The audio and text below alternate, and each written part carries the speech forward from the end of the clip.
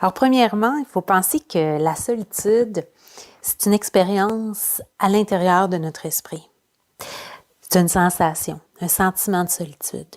Et que je pense qu'on sait tous que même si on est peut-être entouré de plein de gens, qu'on est dans une foule, on n'habite pas seul, on peut se sentir seul intérieurement.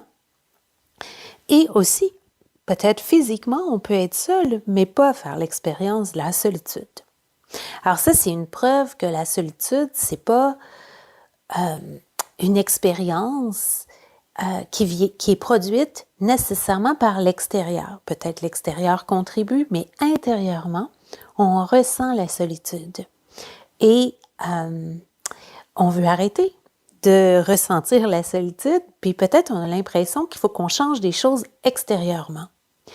Et c'est là où peut-être temporairement, on va arriver à se sentir moins seul, mais on ne va pas arriver à résoudre notre tendance ou notre habitude de se sentir seul.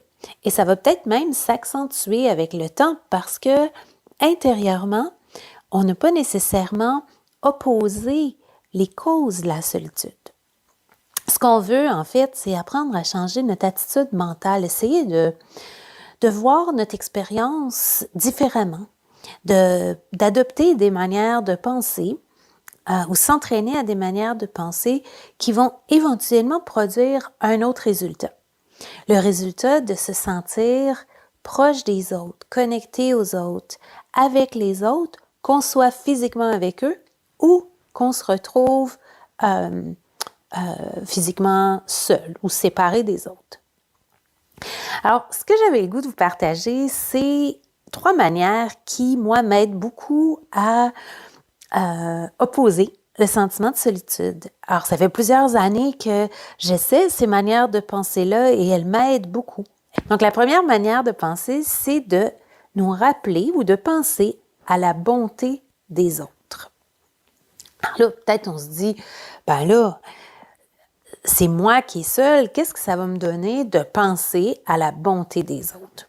Alors, il y a une caractéristique importante dans notre sentiment d'isolement, c'est que notre esprit est très focalisé sur nous-mêmes, centré sur nous-mêmes. Alors, à partir du moment où on ouvre notre esprit aux autres en essayant de se rappeler de la bonté des autres, automatiquement, en faisant de la place aux autres dans notre cœur, on va se sentir mieux.